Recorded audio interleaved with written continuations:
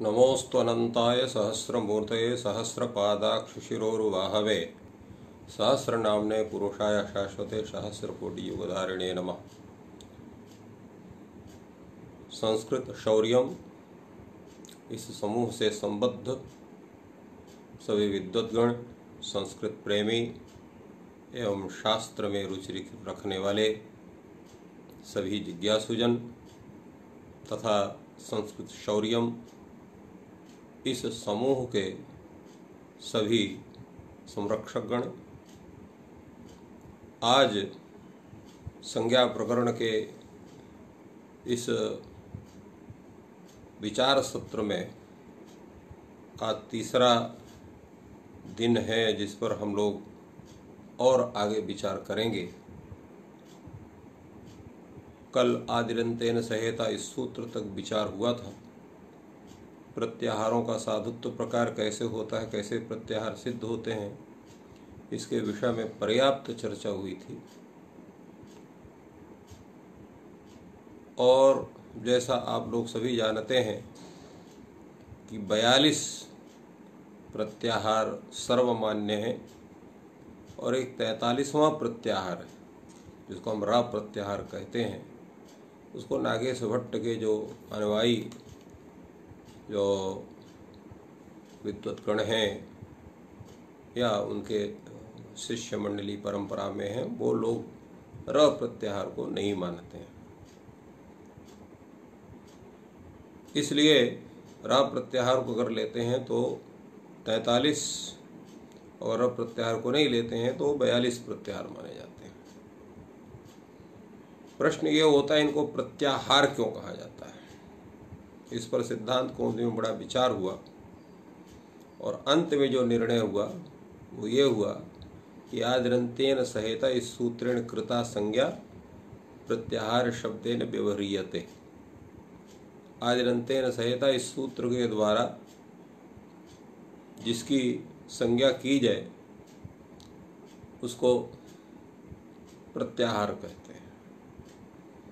एक प्रश्न प्रायः बच्चों से पूछते हैं लोग आदिरंतेन सहेता इस सूत्र के विषय में। वो प्रश्न ये है कि जितने भी संज्ञा सूत्र हैं उसमें संज्ञा और संज्ञी दोनों का उल्लेख होता है। जैसे वृद्धिरादेश आदें गुणा,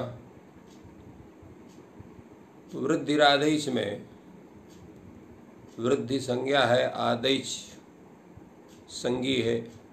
अदें गुणा में अदें संज्ञी है, गुणा संज्ञा है। इसी तरह से जितने भी संज्ञा सूत्र हैं,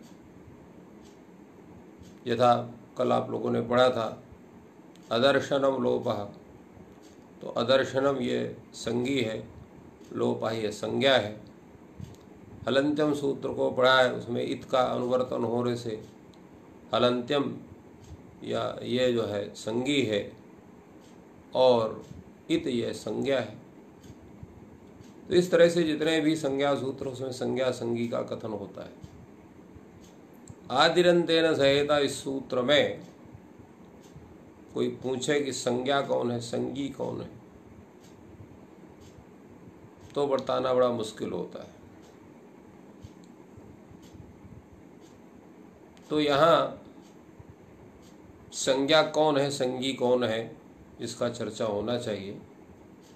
तो आदिरंतेन सहेता इस सूत्र में अंतेन सह इता, अंतेन इता सह आदि, ये पूरा का पूरा जितना सूत्र है ये केवल संज्ञा को बतलाता है। और संज्ञी कौन है इसमें, तो आद्यंता क्षिप्त समुदाय घटक वर्ण, वही इसमें संज्ञी। तो यहाँ पर संज्ञी जो है वो आक्षेपतः ज्ञान किया जाता है, सूत्र में नहीं। परंतु सूत्र घटक जो आद्यंत शब्द है उसके द्वारा जो समुदाय अवयवी है, तो उस वह अवयवी ही, अवयवी कौन है, आद्यंता क्षिप्त समुदाय घटक वर्ण। तो यही जो है वो अवयवी हैं और उन्हीं का जो है वही संगी कहलाते हैं और उनकी संज्ञा होती है। संज्ञा कौन है? अंत्य नेता सहित आदि, यही जो है वो संज्ञा है। तो इस तरह से ये दोनों का ज्ञान होता है। अब अगला सूत्र है उकालो झ्रस्व दीर्घ प्लुता। उकालो झ्रस्व दीर्घ प्लुता, इस सूत्र में विचारणीय बात है इसका समास क्या होगा। उकाला यह शब्द प्रथमांत है और ह्रस्व दीर्घ प्लुता ये भी प्रथमांत है और अच भी प्रथमांत है। उकाला अच ह्रस्व दीर्घ प्लुत संज्ञा स्यात्। उकाला अच ह्रस्व दीर्घ प्लुत संज्ञा स्यात्, ये सूत्र का अर्थ होता है। तो उकाला का में क्या समास है, ह्रस्व दीर्घ प्लुतः में क्या समास है, और अच जो है ये समस्त है कि असमस्त है, इस पर भी थोड़ा चर्चा होनी चाहिए, इसका विचार होना चाहिए। पहले उकाला को ही लेते हैं। तो उ ये सामान्य वर्ण है और यहाँ पर भी द्वंद्व समास है, 3 उ हैं। जैसे वृत्ति में लिखा हुआ उश्च ऊश्च ऊश्च इति वाह, तो 3 उ हैं। उन तीनों उ का यहाँ समाहार द्वंद्व होता है। ओ नहीं, इतर इतर द्वंद्व होता है। इधर तो उश्च ऊश्च ऊश्च और द्वंद्व समास करेंगे, प्रातिपदिक संज्ञा करें, सुगलुक करें तो उ ये 3 उ बनेंगे। अब ह्रस्व उ से दीर्घ उ के परे रहते, यहाँ का सवर्ण से दीर्घ हो गया तो दीर्घ उ हो गया। और दीर्घ उ से प्लुत उ परे हुए है तो फिर आका सवर्ण दीर्घा लगेगा। तो दीर्घ और प्लुत उ दोनों के स्थान में यहाँ पर दीर्घ उ का विधान करेगा, क्योंकि दीर्घ ही विधान करता है, वो तो प्लुत का विधान करता नहीं, तो दीर्घ ही विधान होगा, इसलिए दीर्घ उ हो गया। वे 3 उ हो गए। तो दीर्घ उ के प्रथमा बहुवचन में रूप क्या बनेगा? वाह।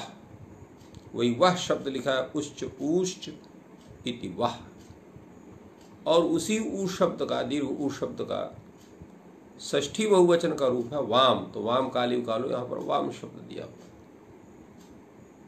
तो अब यहाँ पर वाम काला इति ऊ काला, ऐसा षष्ठी तत्पुरुष समास पहले करेंगे और फिर उकाल इव कालो यस्य सह इति उकाला, सप्तम युगमान पूर्व पदस्य उत्तर पद लोपश्च, ये वार्तिक है। इस वार्तिक से वहाँ समास होता है बहुव्रीहि समास, और बहुव्रीहि समास होकर के फिर ये उकाला अर्थ होता है। और इस उकाला का अर्थ बनता है, वो आगे बताएंगे, पहले इसका पूरा विवेचन हो जाए। तो उकाला आपका शब्द सिद्ध हुआ। पहले 3 उ हैं, ह्रस्व उ, दीर्घ उ, प्लुत उ। इन तीनों का आप इतरेतर द्वंद्व समास, इतरेतर द्वंद्व समास के बाद जो है उ का सवर्ण दीर्घ होने पर केवल उ बचेगा, दीर्घ उ। और उस दीर्घ उ जो समस्त शब्द है, जो बहुवचनांत है, क्योंकि 3 उ का वहाँ पर द्वंद्व हुआ है तो बहुवचनांत होगा। और उसका समास होता है षष्ठी तत्पुरुष काल शब्द से, तो उ काल बनता है। और फिर उस उ काल का पुनः दूसरे काल शब्द के साथ बहुव्रीहि समास होता है और पूर्व पद के उत्तर पद का लोप होता है, तो उ काला बनता है। जैसे आपका उष्ट्रमुख शब्द है, तो उष्ट्रस्य मुखम इति उष्ट्रमुखम, उष्ट्रस्य उष्ट्रमुखम इव मुखम यस्य अस उष्ट्रमुखा। उसी तरह से यहाँ पर भी है वाम काला इति ऊ काला, उकाली कालो यस्य सह ऊ काला।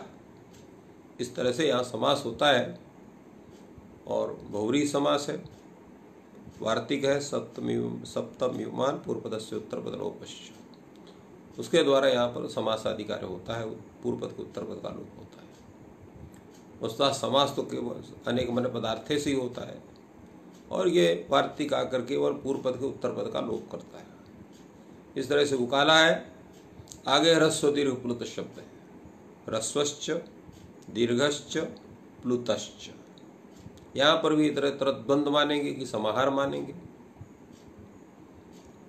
तो इस पर कहा दोनों हो सकता है।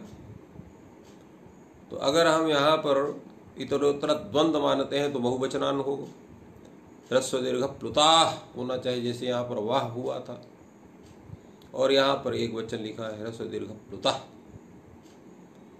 अगर हम समाहार द्वंद्व करते हैं तो समाहारे नपुंसक, यहाँ नपुंसक लिंग हो जाएगा।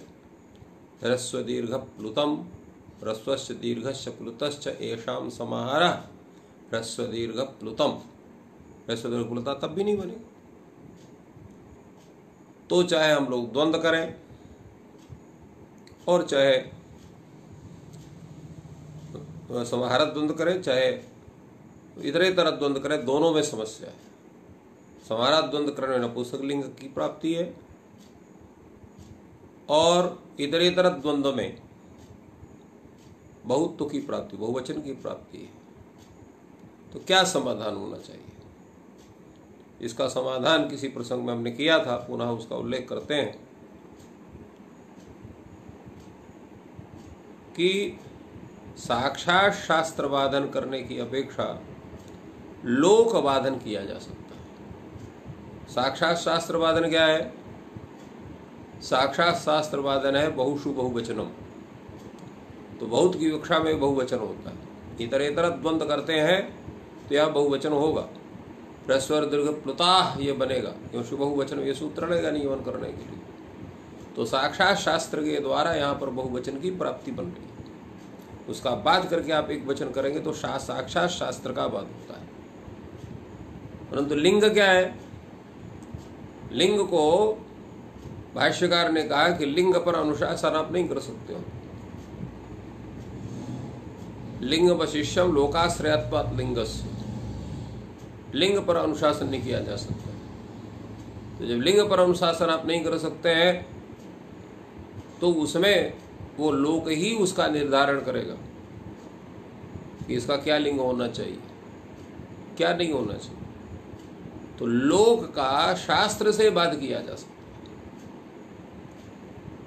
तो इसलिए यहां पर क्या किया गया कि समाहार द्वंद्व मानेंगे और समाहार द्वंद्व मान करके यहाँ नपुंसक लिंग की प्राप्ति होगी और छांदसत्वात् यहाँ इसको पुल्लिंग माना जाएगा। तो इस तरह से ह्रस्व दीर्घ प्लुतः यह प्रयोग बनता है। और अच ये प्रथमांत है, इसका किसी के साथ समास नहीं है। तो उकालः अच यह उद्देश्य है, ह्रस्व दीर्घ प्लुतः ये विधेय। वृत्ति जो उन्होंने लिखा इसकी उश्च ऊश्च इति वह, जैसे हमने बताया, इन्होंने उसी का उदाहरण दिया कि यहाँ पर इतरेतर द्वंद्व है और बहुवचन वह बनेगा। और फिर उसका काल शब्द के समास हुआ, इन्होंने वृत्ति में उसको डाल दिया, वाम काला है और इव काला यस। ये ढंग से वृत्ति उसका वो भी होगी, वाम काला इव काला यस। तो वाम काला में षष्ठी और कालीव काला यहाँ पर बहुव्रीहि समास। यस सह, सह का उकाला, उकाला का अच। तो उकाला अच क्रमात् क्रमशः ह्रस्व दीर्घ प्लुत संज्ञा स्यात्। ह्रस्व दीर्घ प्लुत इति संज्ञा यस्य सह ह्रस्व दीर्घ प्लुत संज्ञा। यहाँ पर भी बहुव्रीहि समास हुआ है, स्यात्। अर्थ क्या हुआ इसका?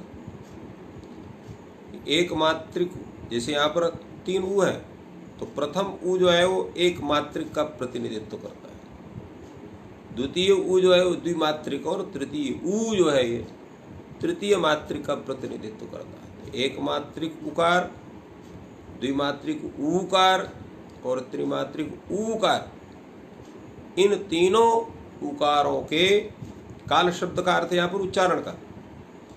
तो इन तीनों उकारों के उच्चारण काल के सदृश है उच्चारण काल जिस अच का, उस अच की क्रमशः ह्रस्व दीर्घ प्लुत संज्ञा होती है। अर्थात एक मात्रिक उकार के उच्चारण काल के समान उच्चारण काल है जिस अच का, उसकी ह्रस्व संज्ञा। द्विमात्रिक ऊकार के उच्चारण काल के समान उच्चारण काल है जिस अच का, उसकी दीर्घ संज्ञा, और प्लुत ऊकार के उच्चारण काल के समान उच्चारण काल है जिस अच का, उसकी प्लुत संज्ञा होती है। इस तरह से ये सूत्र ह्रस्व संज्ञा, दीर्घ संज्ञा और प्लुत संज्ञा करता है। अब प्रश्न हुआ कि यहाँ इन्होंने ऊ शब्द को क्यों रखा। सामान्य रूप से नियम है कि प्रथमातिक्रमणस्य नियमाभावात्, प्रथम का अतिक्रमण करना जो है वो शास्त्र में भी और लोक में भी दोनों में जो है अन्याय माना गया है। प्रथमातिक्रमण से अन्यायत्व। तो शास्त्रकार ने अर्थात पाणिनि ने आ को छोड़ दिया, ऊ को छोड़, ई को छोड़ दिया, ऊ को क्यों पकड़ा उन्होंने। इस पर कुछ किंवदंती है कि भाष्यकार ने भी कहा है कि भगवान पाणिनि जो है वो प्रातः काल ब्रह्म मुहूर्त में नित्याक्रियादि से निवृत्त हो करके संध्या वंदनादि कर्म करके और प्रातः काल रात्रि के चतुर्थ प्रहर में वो अपने शास्त्र का प्रणयन करते थे। तो चतुर्थ प्रहर में ही लगभग 4 बजे के जो है वो कुक्कुट का जो है वो आवाज होती है, कू कू ऐसा वो कुक्कुड़ों को इत्यादि को आवाज करता है। और वो ध्वनि उसकी ग्राम कुक्कुट के द्वारा भी होती है और अरण्य कुक्कुट के द्वारा भी होती है। अगर कोई जंगली प्रदेश से संबद्ध लोग होंगे और कभी रात्रि में 4 बजे के लगभग अगर जंगल या पहाड़ के आसपास गए होंगे तो उनको वो आवाज़ सुनाई पड़ी होगी। और ग्राम कुक्कुट को तो प्रायः जहाँ लोग ऐसे लोग हैं जो कुक्कुट पालते हैं तो वो 4 बजे के लगभग उनकी आवाज़ होती है। तो जो ऋषि हैं, मुनि हैं, ये सब अरण्य में निवास करते थे, नदी के तट में उनके आश्रम हुआ करते थे, इसलिए कुक्कुट रुत उनको सुनाई पड़ा। और वो भी 3 बार बोलता है और एक मात्रिक, द्विमात्रिक, त्रिमात्रिक बोलता है। तो आचार्य के मस्तिष्क में आया कि जो कु का जो ऊ है इसी को हम ग्रहण करते हैं और ये बड़ा सुंदर उदाहरण है। ये ह्रस्व दीर्घ प्लुत तीनों का उच्चारण कर रहा है। प्रथम उसका जो है ह्रस्व उच्चारण होता है, इसके बाद दीर्घ उच्चारण, उसका अंतिम उच्चारण उसका जो है वो प्लुत उच्चारण होता है कुक्कुट का। इस तरह से ये तीनों उच्चारणों को ध्यान में रखे आचार्य ने इस सूत्र की रचना की और उन्होंने ऊ शब्द को रख दिया कुक्कुट रुत का अनुकरण के रूप में। इसलिए उकार शब्द का यहाँ कथन हुआ। तो ये एक किंवदंती है और ये भाष्य में तो ये लिखा ही है कि आचार्य जो है वो प्रातःकाल ब्रह्म मुहूर्त में चतुर्थ प्रहर में वो सूत्रों का प्रणयन करते थे। इसलिए ये उसमें ये बात जो है वो हो सकता है कि ऐसा आचार्य पाणिनि ने किया। दूसरा इन्होंने जो कहा अच, तो अच का ही ह्रस्व दीर्घ संज्ञा होती है, व्यंजन की नहीं हो सकती। क्या क्यों? क्या व्यंजनम चार्धमात्रिकम, व्यंजन जो है आधे मात्रा का होता है। तो प्रश्न ये होता है कि ये मात्रा का मतलब क्या है, मात्रा का स्वरूप कितना होता है। आजकल के हिसाब से हम लोग सेकंड नापते हैं, मिनट नापते हैं, घंटा नापते हैं इत्यादि मापें, समय को मापने। पहले क्षण होता था, घटी होता था और वो उसमें भी क्षण क्या उसको पल कहते थे, क्षण भी कहते थे, पल भी कहते थे। और पल, विपल, प्रतिपल, त्रुटि इत्यादि के अनेक उस समय के नापने को उसमें माप थे। तो ये जो मात्रा है, इसका मात्रा का समय कितना होना चाहिए। आज के हिसाब से 1 सेकंड का होना चाहिए कि 2 सेकंड का हो जाएगी, 3 सेकंड का होना चाहिए। पूर्व माप के अनुसार इसका जो है वो 1 पल होना चाहिए कि 2 पल होना चाहिए कि 3 पल होना चाहिए या प्रतिपल होना चाहिए, विपल होना चाहिए। फल विपल प्रतिपल, ऐसा उसका स्वरूप है। क्या उसका स्वरूप होना चाहिए? तो इस विषय में व्याकरण ग्रंथ में उल्लेख नहीं है। इसके लिए आपको जाना पड़ेगा सीधे कहाँ, प्रातिशाख्य ग्रंथों या शिक्षा ग्रंथों में। तो प्रातिशाख्य ग्रंथों में, शिक्षा ग्रंथ में इनका उल्लेख है, और इसका ज्ञान भी जो है वो प्रकृति के द्वारा ही होता है। प्रकृति के द्वारा, क्योंकि आचार्य गण थे, प्रकृति से बहुत सी शिक्षा ग्रहण किया उन्होंने और सब लोगों के पास सुरक्षित करके दिया उन्होंने। जैसे अभी उल्लेख हुआ कि ऊ का जो पुटरुत का अनुकरण किया आचार्य पण ने, वो प्रकृति से ही लिया। मात्रा का भी स्वरूप प्रकृति से लिया। तो कहा कौन एक मात्रा का उच्चारण करता है, कौन दो मात्रा का उच्चारण करता है, कौन त्रिमात्रा का उच्चारण करता है, कौन आधे मात्रा का उच्चारण करता है। तो शिक्षाकारों ने कहा चाशस्तु वदते मात्रां द्विमात्रं त्वेव वायसः शिखिरौत त्रिमात्रं तु नकुलस्तु अर्धमात्रकम्। अर्थात चाश, चाश कहते हैं नीलकंठ को। तो नीलकंठ जो है वो एक मात्रा का उच्चारण करता है।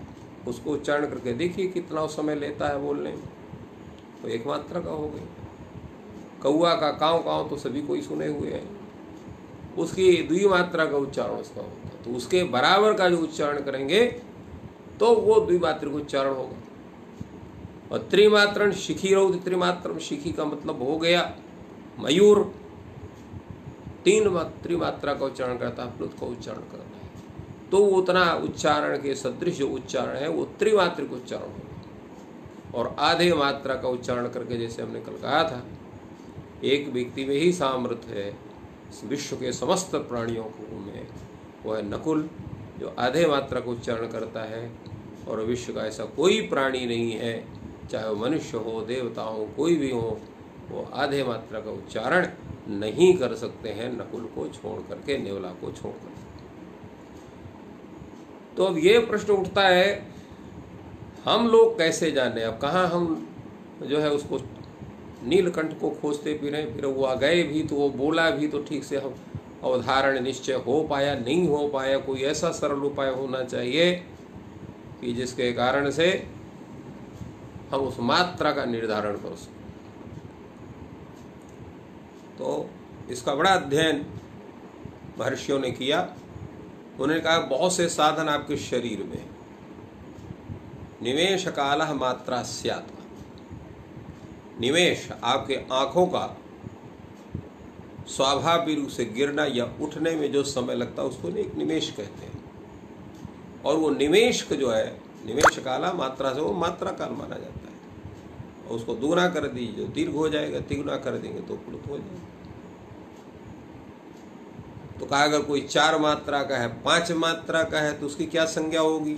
आपने तो 3 मात्रा तक बतला दिया कि एक मात्रिक होगा तो ह्रस्व, द्विमात्रिक होगा तो दीर्घ, और त्रिमात्रिक होगा प्लुत।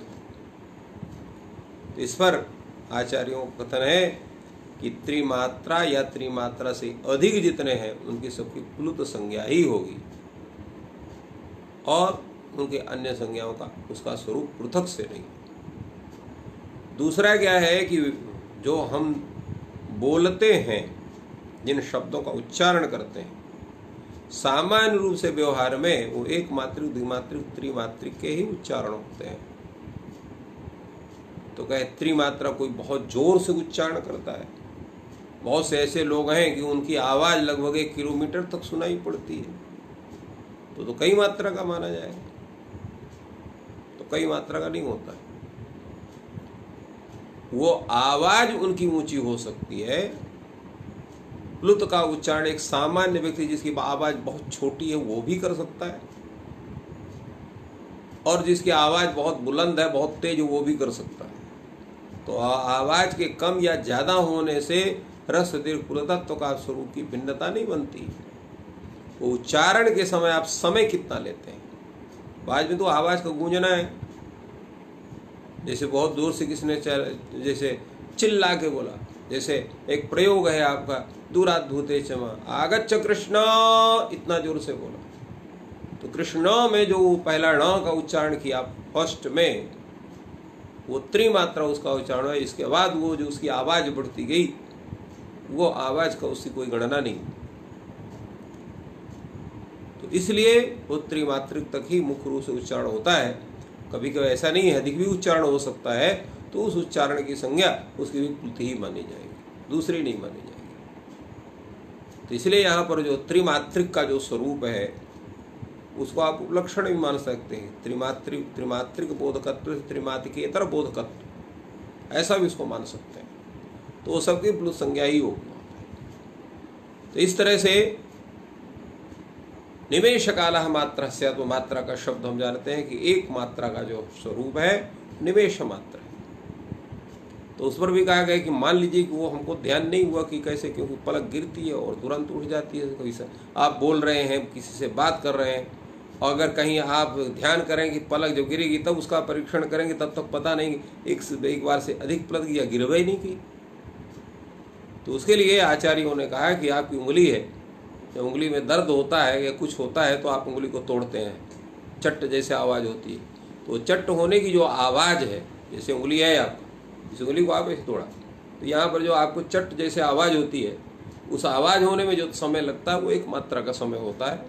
उसका द्विगुणित 2 मात्रा और त्रिगुणित उसका जो है त्रिमात्रा आदि। तो इस प्रकार हम इस सूत्र में मात्रा का स्वरूप का ज्ञान करते हैं, और एक मात्रा की ह्रस्व संज्ञा, द्विमात्रा की दीर्घ संज्ञा और त्रिमात्रा की उसकी प्लुत संज्ञा करते हैं। अब हम इसी में अब आगे लिखा हुआ है, स प्रत्येकम उदात्तादि भेदेन त्रिधा।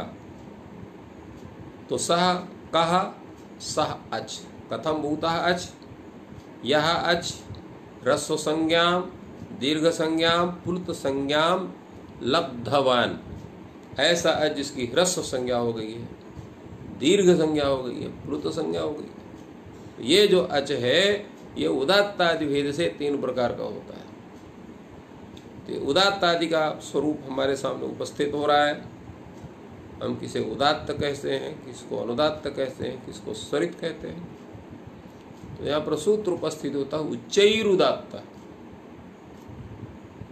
उच्चैहि उदात्त है। यहाँ पर अच की अनुवृत्ति होती है, उकारो जैसे दीर्घ प्रता सूत्र से अच यहाँ अनुवृत्त होता है। तो उच्चैहि उच्चरितः अच उदात्तः भवति, ये उसका अर्थ होगा। उच्चैहि उच्चरितः अच उदात्तः भवति, ऊंचे से उच्चरित जो अच है उसको उदात्त। अब ऊंचे से का मतलब क्या हुआ, तो जो धीरे से बोले वो अनुदात्त, और जो जोर से बोले वो उदात्त, ऐसा अर्थ हो जाए क्या? तो ऐसा अर्थ करेंगे तो गड़बड़ा जाएगा। क्यों गड़बड़ हो जाएगा? तो अच्छा है, जिसकी जितनी आवाज़ है, तो क्या गड़बड़ ये हो जाएगा कि धीमी उदात्त, जो धीमा बोलता है उस आदमी के जितने उच्चारण हो सब अनुदात्त माने जाएंगे। और आप लोगों ने देखा है कुछ ऐसे लोग होते हैं जो धीमा बोलना जानते ही नहीं है। वो किसी से सलाह भी करेंगे तो इतने जोर से करेंगे तो 4 आदमी सुनेंगे, तो उनका जितना उच्चारण है वो सब उदात्त हो जाएगा। और कुछ बड़े शिष्ट लोग हैं, हमेशा आराम से बोलते हैं, थोड़ा थोड़ा बोलते हैं, तो उनका सबका उच्चारण स्वरित हो जाएगा। तो फिर उदात्त और स्वरित की परिभाषा क्या होगी? इसीलिए यहाँ पर वृत्ति में लिखा, तालवादि सभागेषु स्थानेषु ऊर्ध्वभागे निष्पन्न अच उदात्त स्यात्। सिद्धांत कौमुदी में वृत्ति आई है, लघु सिद्धांत कौमुदी में किसी में है, किसी में नहीं। तो तालवादिषु सभागेषु स्थानेषु, सभाग तालवादि स्थानेषु, उच्चैः शब्द यहाँ पर जो है उच्चैः उच्चरित अच, यहाँ पर ये उच्चैः है या अधिकरण शक्ति प्रधान, यानी जहाँ से उसका उच्चारण हो रहा है वो उसके ऊर्ध्व भाग से उच्चारण, इसलिए तालवादी सभाग स्थानेषु ऊर्ध्व भागे, सभाग तालवादी स्थान लिया, अर्थात जहाँ से हम उच्चारण करते हैं वो जो स्थान है, स्थान में इसमें ऊर्ध्व, अधः और मध्य तीनों स्वरूप होंगे। मध्य किसको कहते हैं? तो जो ऊर्ध्व और अधः दोनों का सम्मिश्रण बनता हो, दोनों का वहां संबंध बनता हो, वो मध्य का स्वरूप होगा। इसलिए सभाग तालवादी स्थानों के ऊर्ध्व भाग से निष्पन्न चाहिए। अब ऊर्ध्व भाग से निष्पन्न जब कहेंगे तो अगर कोई ऐसा व्यक्ति है कि जो कि जिसका अत्यंत मंद्र उच्चारण, बड़ा धीमा उच्चारण है, वो भी सभाग तालवादी स्थानों को ऊर्ध्व भाग से बोल सकता है, और जिसका बहुत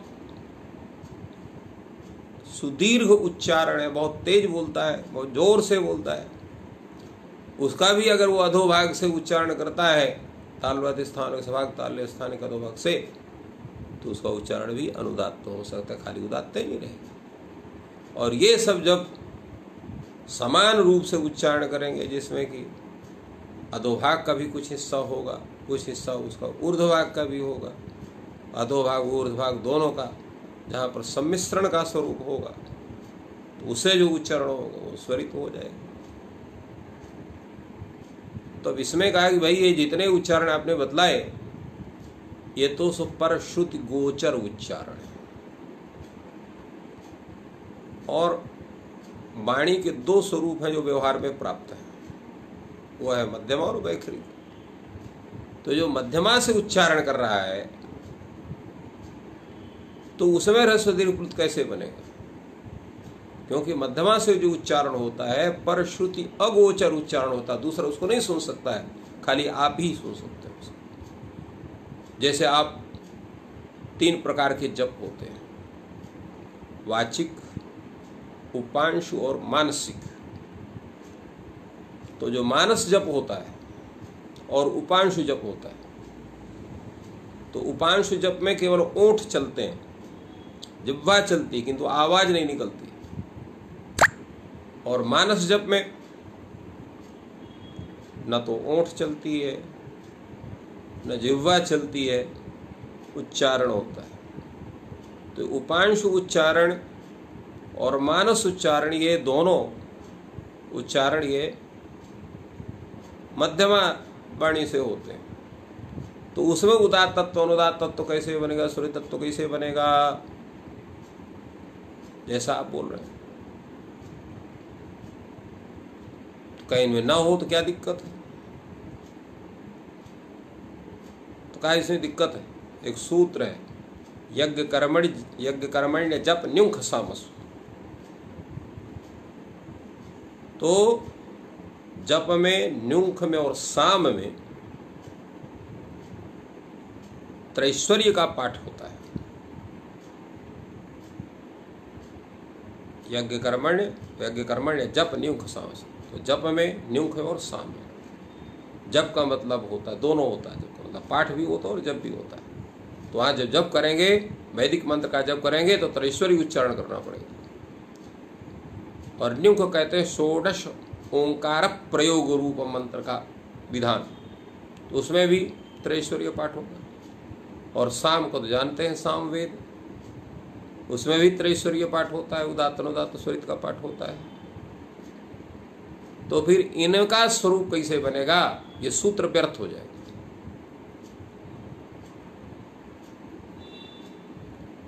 इसीलिए यहाँ पर कहा तालवाद स्थानों का, जैसे का मानसिक जप है, तो जहाँ से जिन वर्णों का उच्चारण होता है मानस में, उसका देखिए प्रत्येक इंद्रियों के 2 स्वरूप, एक बाह्य स्वरूप, एक आभ्यंतर स्वरूप।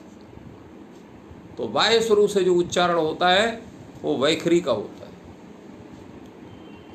और सूक्ष्म जो तत्त इंद्रियां हैं उनसे जो उच्चारण होता है वो सूक्ष्म उच्चारण जो है वो सूक्ष्म उच्चारण है, तो उसको आभ्यंतर उच्चारण भी कह सकते हैं। तो न्युंख जप में जप का मतलब उपांश रूप जप और मानस जप। इसमें जो वहां पर सूक्ष्म उच्चारण जो है तो वो भी कंठ तलवाद्य विघात रूप, उसका जो स्वरूप होता है वही उपस्थित होता है। तो इसलिए उच्चारण हो गया ऊर्ध्वभाग से, अधोभाग से, तो इसलिए उसमें भी उदात्त उसकी संज्ञा होती है, अनुदात्त उसकी संज्ञा होती है, स्वरित उसकी संज्ञा होती है। यही उसका मुख्य रहस्य। इस कारण से सभाग तालवादी स्थानों के ऊर्ध्वभाग से जो उच्चरित ऐसा जो अच, उसकी हम उदात्त संज्ञा करते हैं। उदात्त का स्वरूप कैसे होता है वो हमने अभी आप लोगों को बतलाया। और उसी तरह से नीचे अनुदात्ता सभाग तालवादी स्थानों के अधोभाग से जो उच्चरित है अच है, उसकी अनुदात्त संज्ञा होती है। और समाहारा स्वरिता उदात्तत्व ये वर्णधर्म और अनुदात्तत्व ये वर्णधर्म, जहाँ दोनों समाहित हों, जहाँ दोनों एकत्र हों, उस रूप में जिसका उच्चारण होता है वो स्वरित होता है। अब प्रश्न ये होता है कि ये जितनी थ्योरी आप बता रहे हैं या शास्त्रों में लिखी है वो तो अलग बात होगी, इसका उच्चारण करके क्या दिखा सकते हैं? कैसे उच्चारण होगा? तो चलिए आपको थोड़ा सा उच्चारण करने का भी तरीका बतलाते हैं। आप लोग अभ्यास करके उसका उच्चारण करना भी सीख लेंगे। वस्तुतः प्रत्येक व्यक्ति का उच्चारण करने के 3 स्वरूप होते हैं। वो व्यक्ति अत्यंत धीमा भी बोल सकता है, अत्यंत तीव्र भी बोल सकता है अपने शक्ति के अनुसार, और सामान्य भी उच्चारण करता है। इसलिए इसको हम लोगों ने इसको 3 सप्तकों में सिर्फ कह दे, मंद्र मध्य तार, ये सप्तक हो जाते हैं। और उन तीनों का जो उच्चारण होता है, जो हम वाणी से बोलते हैं, चाहे हम संगीत जानते हो चाहे न जानते हो, जो भी हमारा उच्चारण होगा वो सारे गामा पाधा नीसा ये इसको लेकर के ही होगा। 22 श्रुतियाँ होती हैं, 22 श्रुतियों से 7 स्वर, और बृकित स्वर को लिया जाए तो 12 स्वर। ये संगीतज्ञ लोग इनको मानते हैं। और इन 7 स्वरों से ही वो 3 स्वरों की प्रकृति बनती है। उदात्तो निषाद गंधारो, अनदात्तो ऋषभधैवतो, शेषास्तु स्वरितज्ञेयाः षड्ज मध्यम पंचमा।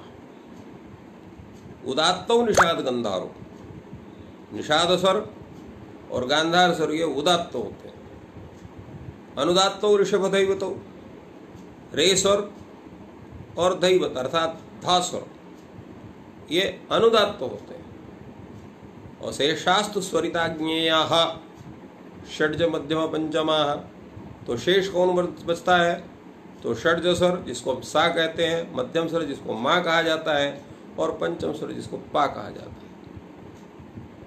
तो सामान्य भाषा में गा और नी उदात्त, रे और धा अनुदात्त, और सा मा और पा ये स्वरित कह जाते हैं। तो जब उदात्त का उच्चारण करेंगे तो उदात्त के उच्चारण करने के पहले अनुदात्त का उच्चारण का आपका स्वरित का स्वरूप होगा।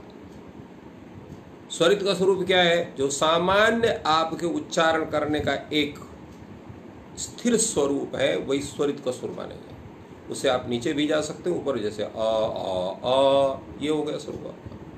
तो आ ये उच्चारण स्वरित का, तो आ ये हो गया आपका अनुदात्त उच्चारण होगा। आ ये उदात्त उच्चारण होगा। तो सिस्टम ये उदात्त अनुदात्त स्वरित का बनता उच्चारण करने का थोड़ा सा अभ्यास करना पड़ेगा। कभी आपने संगीतज्ञों को सुना होगा तो बोलते हैं वो सा धा गा, ये हो गया इसका स्वरूप हो गया। तो गा हो गया आपका उदात्त, धा हो गया आपका अनुदात्त, और सा हो गया आपका स्वरित। तो इस तरह से अभ्यास के द्वारा वैदिक लोग जैसे करते हैं, तो वैदिक लोगों का उसी ढंग से उनको अभ्यास कराया जा सकता है। उन वैदिक को कहो कि सारे गाँव पादा निशा एक तरफ से बोल के स्वर के साथ सुनाए तो नहीं सुना सकता है, परंतु मंत्र आपको 3 स्वर में सुना देगा कि ये उदात्त है, अनुदात्त है, स्वरित है, अभ्यास के कारण। तो ये सब चीज़ें जो अभ्यास से ही होता है। केवल पढ़ने से, थ्योरी मात्र के भरोसे उदात्त अनुदात्त स्वरित का उच्चारण करने का सामर्थ्य पैदा नहीं हो सकता है। ये अभ्यास करना पड़ेगा। तो इस तरह से इन तीनों स्वरों का स्वरूप हुआ। अब हम लोग आगे चलते हैं। आगे हमारा जो है समारा स्वरिता के पास यहाँ पर जो लिखित है ये सनव विधोपि प्रत्येक अनुनासिकत्वानुनासिकत्वाभ्याम द्विधा। ये सूत्र कहता है, ये लिखा है, जो ये पंक्ति है कहती है सह नवविधोपि। पहले 3 बार सब प्रत्येकम उदात्तादि भेदेन त्रिधा। प्रत्येक जो है वो पहले वो जो है अच है, जो एक अच दिखाई पड़ता वो 3 प्रकार का हुआ। अब ये नवविधोपि हो गया, 9 प्रकार का हो गया। ह्रस्व उदात्त, ह्रस्व अनुदात्त, ह्रस्व स्वरित, प्लुत उदात्त, प्लुत अनुदात्त, प्लुत स्वरित और दीर्घ उदात्त, दीर्घ उदात्त, दीर्घ स्वरित और प्लुत उदात्त, प्लुत अनुदात्त, प्लुत स्वरित। ये 9 प्रकार का होगा। अर्थात 3 भेद ह्रस्व के, 3 भेद दीर्घ के, 3 भेद प्लुत के। तो सह नवविधो वह अच जिसका पहले आपने ह्रस्व दीर्घ पुल संज्ञा की तो वो 3 प्रकार का हुआ, मात्रा के आधार पर अर्थात काल के आधार पर, और ये जो है उच्चारण स्थान के आधार पर। उदात्त अनुदात्त स्वरित उसके 3 भेद हुए, ह्रस्व के 3 भेद हुए, दीर्घ के 3 भेद हुए, प्लुत के 3 भेद हुए। तो सह नवविधोपि एवं भूतः अच लब्ध ह्रस्व दीर्घ दीर्घ प्लुत उदात्त अनुदात्त स्वरित संज्ञा कहा सह अच नवविधा अपि। 9 प्रकार का होता है। नवविधा प्रकारा भेदा यस्य स नवविधा, जिसका 9 प्रकार के स्वरूप उसके हैं। सा वह भी क्या है, प्रत्येकम प्रत्येक 2 प्रकार का हो जाता है। कैसे, अनुनासिकत्व अननुनासिकत्वाभ्याम द्विधा। अनुनासिकत्व धर्म और अननुनासिकत्व धर्म, ये 2 धर्मों के कारण वो 2 प्रकार का हो जाता है, 2 प्रकार का हो जाता है। तो 9 दूना 18 प्रकार का होता है। तो कहा भाई ये तो ठीक है, परंतु ये अनुनासिक का मतलब क्या होता है, अनुनासिक किसको कहते हैं? तो अनुनासिक के विषय में सूत्र आ गया आपका मुखनासिका वचनोनुनासिका। ये सूत्र है। मुख सहित नासिकोच्चारमाणो वर्णो नासिक संज्ञा साथ। मुख के सहित नासिका से उच्चारमाण वर्ण जो है उसकी अनुनासिक संज्ञा होती है। तो यहाँ पर ये मुखनासिका वचन, इस शब्द के साधुत्व पर भी थोड़ा सा विचार करना चाहिए। मुखनासिका वचना कैसे बन गया? तो अब यहाँ पर उच्यते असौ वचन, वच परिभाषण धातु से कर्म अर्थ में ल्युट प्रत्यय करते हैं तो वचन शब्द बनता है। प्राय किसी से कहेंगे कि लुडंत लुडंत जितने होते हैं नपुंसकलिंग होते हैं, तो पुल्लिंग कैसे हो? तो इसमें आवश्यक जानना यह है कि केवल भाव ल्युडंत ही नपुंसक होता है। करण ल्युडंत, कर्म ल्युडंत, अधिकरण ल्युडंत, ये तीनों लिंगों में होते हैं। जैसा उनका विशेष होगा वैसे होंगे। तो पुल्लिंग में भी होंगे, स्त्रीलिंग में भी होंगे, नपुंसक लिंग में भी। तो यहाँ पर पुल्लिंग है उच्यते असौ, जो उच्चारण, जिसका उच्चारण किया जाए। तो यह कर्म में ल्युट प्रत्यय, इसलिए वचन शब्द बनता है।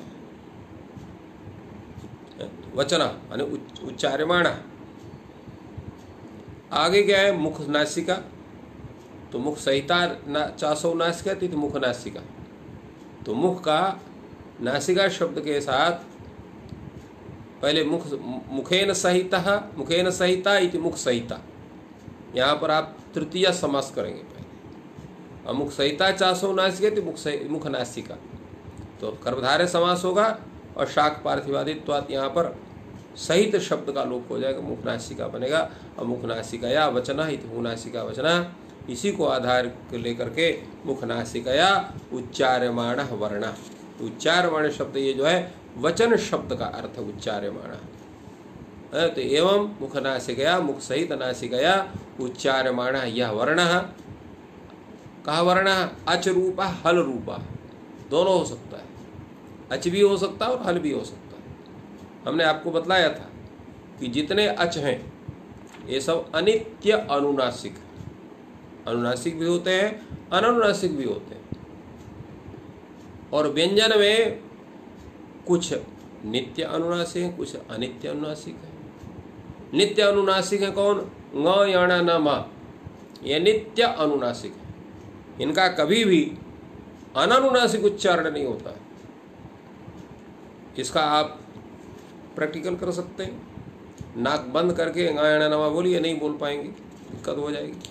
बोलेंगे तो अशुद्ध रहेगा, नहीं बोल पाएंगे। तो इसलिए ये इनका ये नित्य अनुनासिक है। और या वा ल, ये अनित्य अनुनासिक है। ये भी अनुनासिक होते भी हैं, नहीं भी होते हैं, इसके विषय में आगे चर्चा होगी। तो इसलिए मुख सहित नासिकया उच्चार्यमाणः वर्णः हल रूपः अच रूपः सह अनुनासिक संज्ञा स्यात्। अनुनासिक इति संज्ञा यस्य सह अनुनासिक संज्ञा, उसकी अनुनासिक संज्ञा होती है। तो ऐसे जितने भी अच हैं उन विशेष करके यहाँ पर अच का प्रसंग है, परंतु अच के केवल अच नहीं लिखा है, वर्ण शब्द का उल्लेख है। मुख सहित नासिका उच्चार्यमाणः वर्णः लिखा हुआ। अगर यहाँ पर अच लिख देते तो फिर या वाला है, गायाणा नामा है, इनका अनुनासिक संज्ञा इनकी नहीं हो पाती। इसलिए वर्ण शब्द का उच्चारण, वर्ण अनुनासिक संज्ञा से न तो अच, न तो केवलम अच, न तो केवलम हल। इसलिए दोनों का उल्लेख है, दोनों सभी यहाँ पर गृहीत होते हैं और सभी का जो है उनकी संज्ञा होती है।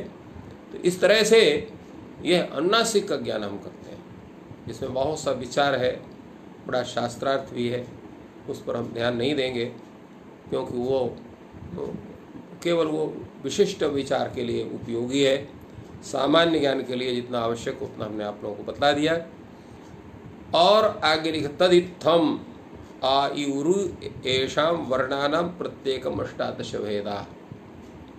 इस प्रकार तदित्थम, इस प्रकार के विवेचन के आधार पर ये हम जानते हैं कि आ, ई, उ और री इनके 18 भेद होते हैं। अर्थात जिनका हम ह्रस्व दीर्घ प्लुत भी उच्चारण कर सकते हैं और प्रत्येक में उदात्त अनुदात्त स्वरित उच्चारण कर सकते हैं और प्रत्येक का अनुनासिक और अननुनासिक उच्चारण कर सकते हैं। तो इस रूप में ये 5 केवल जो है ये 4 ही ऐसे हैं जिनको 18 भेद जिनके होते हैं, बाकी नहीं। बाकी की चर्चा बाद में, पहले इनसे पूर्ण ले लिया जाए। तो ह्रस्व उदात्त अननुनासिक, ह्रस्व उदात्त अननुनासिक, ह्रस्व अनुदात्त अनुनासिक, ह्रस्व अनुदात्त अननुनासिक, ह्रस्व स्वरित अनुनासिक, ह्रस्व स्वरित अननुनासिक। इस तरह से ह्रस्व के 6 भेद होंगे। दीर्घ उदात्त अनुनासिक, दीर्घ उदात्त अननुनासिक, दीर्घ अनुदात्त अनुनासिक, दीर्घ अनुदात्त अनुनासिक और दीर्घ स्वरित अनुनासिक, दीर्घ स्वरित अनुनासिक। ये दीर्घ के 6 भेद होंगे। प्लुत उदात्त अनुनासिक, प्लुत उदात्त अनुनासिक, प्लुत अनुदात्त अनुनासिक, प्लुत अनुदात्त अनुनासिक, प्लुत स्वरित अनुनासिक, प्लुत स्वरित अनुनासिक। ये प्लुत के 6 भेद हो गए। तो यहाँ पूरे ये जितने चारों वर्ण, ये ह्रस्व भी होते हैं, दीर्घ भी होते हैं और प्लुत भी होते हैं, इसलिए इनके 18 भेद। किंतु लृवर्ण से 12 तस्य दीर्घाभावात्, लृवर्ण के 12 भेद ही होते हैं क्योंकि दीर्घ नहीं होता है। तो ये तो कथन भाई गलत है। लृ का तो आप दीर्घ भी उच्चारण कर सकते हैं, प्लुत भी जैसे अ आ आ आपने बोले जैसे लृ लृ लृ ऐसा बोल सकते हैं। तो कैसे कहते हैं कि प्लुत उच्चारण नहीं होता है, वो दीर्घ उच्चारण नहीं होता है और दीर्घ का इसमें अभाव है? देखिए, केवल उच्चारण मात्र से किसी की सत्ता नहीं होती। शब्द की, वर्ण की जो सत्ता है वो व्यवहार से, अगर व्यवहार है तो सत्ता है। तो कह सकते हैं कि हम बोल रहे हैं, व्यवहार हो गया। तो तो कहे आपका व्यवहार व्यवहार नहीं माना जाएगा, शास्त्र का व्यवहार व्यवहार माना जाएगा। अगर शास्त्र में लृ वर्ण को आदि में रख करके दीर्घ कोई उपस्थित होता है, दीर्घ वर्ण कोई आपके को ले करके किसी शब्द का कहीं स्वरूप दृष्ट होता है शास्त्रों में, वेदों में, कहीं भी, तो उसकी हम सत्ता मान सकते हैं। तो ऐसा कहीं भी कोई ऐसा शब्द नहीं है जिसमें दीर्घ को लेकर के विचार, प्लुत को विचार है। क्लिप्त शिखा में वहाँ पर भाष्यकार ने लिखा क्लिप्त शिखा, क्लिप्ता स्वीकृता शिखा अनेन असौ क्लिप्त शिखा। तो क्लिप्त शिख में गुरु रणितो नंतापेक प्राचाम इस सूत्र से प्लुत हो जाता है उच्चारण करने से। क्लिप्त शिख है जहाँ क्लि को लृ को यहाँ पर प्लुत हो जाता है, इसे प्लुत लृ मिलेगा, परंतु दीर्घ को लेकर के कोई स्वरूप है ही नहीं। तो दीर्घ लृकारादि कोई शब्द हो जिसका प्रयोग होता हो, तो ऐसा कोई शब्द नहीं है संपूर्ण शब्द भंडार में जिसमें लृ को आदि में करके और कर सकते हैं। तो कोई कह सकता है भाई जैसे आप ह्रस्व लृकारः, दीर्घ बोलते लृकारः बोल सकते हो तो दीर्घ हो गया, और प्लुत उच्चारण के लृकारः बोलते तो प्लुत हो गए, तो तीनों हो गए कि नहीं हो गए। कहा भाई देखिए ऐसा है कि लृकार ये जो है कोई वर्ण नहीं, कोई शब्द नहीं है, ये तो लृ से कार प्रत्यय करते हैं, तो लृकार का मतलब लृ ही होता है। लृकार का मतलब लृ, जैसे आकार का मतलब आ, उकार का मतलब उ, इकार का मतलब ई, उस प्रकार लृकार का मतलब लृ। तो ये प्रयोग नहीं है, ये कोई शब्द नहीं है, लृकार आदि कोई शब्द नहीं है, इस तरह का शब्द ही नहीं है। इस पर भाष्य में बड़ा विचार हुआ और अंत में यही कहा कि यहाँ पर जो है इसका लृ का जो है दीर्घ भेद नहीं है, और इसी आधार पर यहाँ इसकी व्याख्या कही लृ वर्ण द्वादश तेषाम तस्य दीर्घाभावात्। और इसी तरह से एचाम अपि द्वादश तेषाम ह्रस्वाभावात्। एच जो वर्ण है, एच माने ए ओ ऐ औ, इनके दीर्घ वर्ण नहीं है, ह्रस्व नहीं, इनका ह्रस्व उच्चारण नहीं होता क्योंकि ह्रस्वादि कई शब्द नहीं है। एवं ये उस सूत्र के भाष्य में भाष्यकार ने कहा, उन्होंने कुछ वेद मंत्रों की पंक्तियां रखी, अश्वसूनृते तो इत्यादि वहाँ पर है। तो वहाँ भाष्यकार ने कहा कि परिषद कृति रेशा भवन, ये केवल आपके परंपरा में ही ह्रस्व का उच्चारण ए ओ ऐ औ का हुआ है, किसी अन्य शाखा में और अन्य वेद में इसका ह्रस्व उच्चारण नहीं है। इस कारण से ह्रस्व ए ओ औ की मान्यता नहीं है। भाष्यकार ने बड़े जोर से इसका खंडन किया। उन्हीं सब बातों को ध्यान में रख करके यहाँ लिखा गया एचाम अपि द्वादश तेषाम ह्रस्वाभावात्। एच के भी जो है वो 12 ही भेद होते हैं। क्यों? क्योंकि उसमें ह्रस्व नहीं है, ह्रस्व का उच्चारण उसका नहीं होता। तो इस तरह से ये विचार है इनमें, और इन शब्दों का विचार है, क्योंकि इनके जिनके भेद हैं तो तादृश स्वरूप में उनकी प्रसिद्धि है, जिसके भेद नहीं है उनकी प्रसिद्धि नहीं है। इसलिए ह्रस्व ए ओ ऐस को लेकर के कोई भी पद नहीं है पूरे शब्द जगत में जो इसका उच्च स्वरूप बनता हो। उसी प्रकार दीर्घ लृकार को लेकर के कोई शब्द नहीं है शब्द जगत में जिसका स्वरूप व्यवहार में प्राप्त हो रहा हो। इसी कारण से इनके लृ के 12 ही भेद माने जाते हैं, और इसी तरह से ये जो आपका एच है उसके भी 12 भेद माने जाते हैं ह्रस्व का अभाव होने के कारण। तो ये इनका विचार है। एक शंका और हो जाती है लोगों को कि ए ओंग और ऐ औच, तो जब ये दोनों की सवर्ण संज्ञा होगी, आगे उसका होगा तो उसका केवल संकेत देना है। तो इनकी आपस में सवर्ण संज्ञा हो जाए, एवं सूत्र खाली रखा जाए, अयव सूत्र की रखने की जरूरत है नहीं। तो उस पर भी भाष्यकार ने कहा कि एंग जो है वो विवृत है और एक जो है एच में जो ऐच में जो ऐ है वो विवृत तम है। तो इसलिए प्रयत्न भेद मान करके भी वहाँ पर जो है उनकी सवर्ण संज्ञा नहीं होती है, ऐसा भी उल्लेख है। और दूसरा है अयौज सूत्र सामर्थ्यात् तथा सवर्ण संज्ञा न भवति, ऐसा भी उसका उदाहरण दिया है। तो ये दोनों हैं, इस पर भी हम लोग आगे चर्चा करेंगे।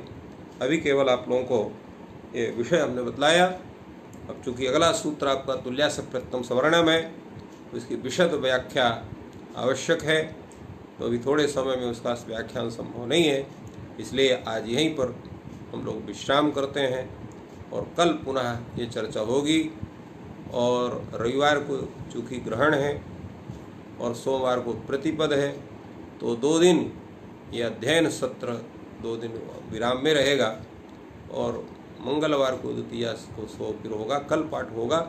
कल हम लोग तुल्यास प्रत्यम सवर्ण सूत्र पर विशेष रूप से विचार करेंगे और जितना आवश्यक है उतने अंश की व्याख्या करके वो आप लोगों को बतलाया जाएगा। इन शब्दों के साथ आज का ये अध्ययन सत्र यहीं पर पूर्णता को प्राप्त करता है। आप सभी श्रोताजनों को सबको बहुत बहुत धन्यवाद। जय तु संस्कृतम, जय तु भारत।